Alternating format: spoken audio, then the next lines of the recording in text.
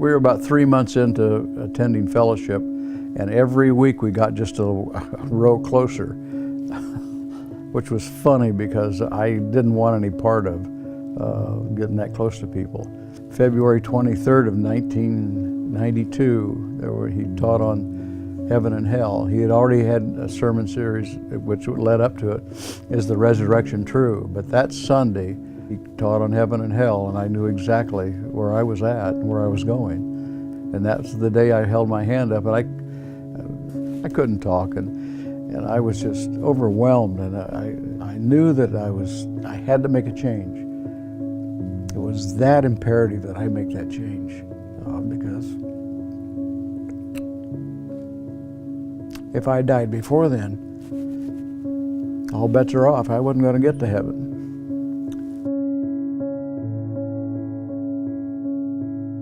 My family did not go to church, never attended it that I can ever remember.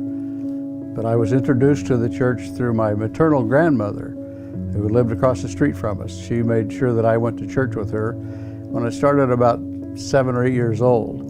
So that was my exposure to church, and it just developed through the years, but I ran away from it for a long, long time. My father was abandoned by my grandfather, and he was left as the oldest to take care of 6 siblings. So he didn't have a father to mentor him through a process. So the apple doesn't fall far from the tree. It just didn't take with him, and it didn't take with me because he wasn't around for me as I grew up. I remember many a time I had to go down to the corner bar, and my mom would send me down to see if he was there, and yep, he was there. Never come home for supper. Supper was ready, but he never came home. It may be 1, 2, 3 o'clock in the morning. So that's the lifestyle that was modeled to me. And I'm embarrassed to say that's what I followed. It started with me about high school, about senior in high school, and I carried that over into the military. And when I got married, we didn't have children, but we had a lot of friends and we partied. So that just maintained and continued that whole lifestyle. And you can ask, well, how would it work out? It didn't work out very well. I could become anybody I wanted to become after a party started. And it was destructive. It was terribly destructive. Then when the divorce happened, I almost literally lost my mind, because in my life, I always thought if I set my mind to do something, I could do it. I could change any circumstances if I really wanted to. I couldn't change this one. As hard as I tried to get counseling, and it takes 2 to get counseling. I was willing to go, but she was not. She didn't want to hear what society or anybody had to say to her about this, and so she went off on her own, ran off with her boss. But it took me, after meeting my current wife, which was a blessing in disguise for me, because she led me to start down the path of Christ. And it took that relationship with her to see the calmness in her. And I asked her one day before we got married, after I proposed to her, I said, you have something, I don't know what it is. And someday I hope I can learn what that is. Well, it took me 15 years almost of that second marriage to realize what it was after I accepted Jesus as my Savior. And that's when life really changed for me. Well, what gets to me about the gift of salvation is of all the things I've done.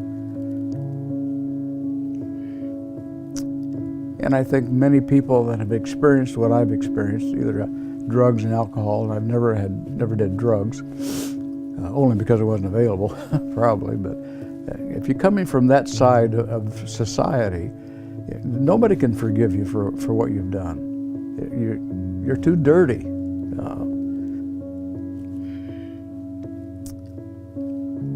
So that's how I felt.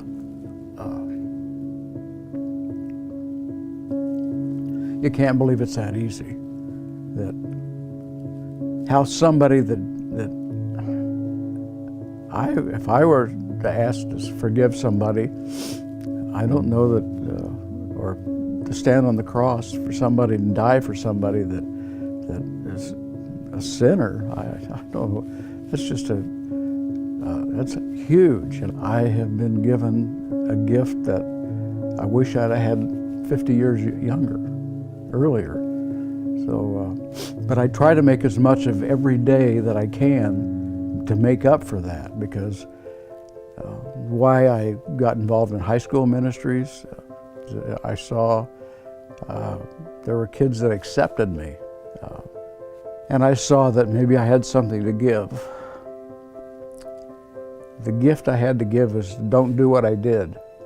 Don't make those mistakes and don't go through the heartache, because the good times and the party times have consequences, and they're pretty heavy. So I've always felt that the many years that I was in high school ministry, that if I could get just one kid that would get it and would change their life, wow. I guess I want to be remembered as a strong leader to my family, and I think of all the young people that come to mind that I've had in my huddle groups when I was in high school ministry, that if I can leave anything for them is that I cared for people, I loved people, that hopefully they will be able to follow that, to make disciples, to mentor, and to raise people for the Lord. Abraham left a legacy that is beyond our scope. We know the outcome. He just did it because of his love and his obedience. And I want to be obedient. I've heard Pastor Dave say many times, I want to hear, well done, good and faithful servant. I've been blessed far beyond my measure. I would never be able to put it in words how blessed I've been over the years.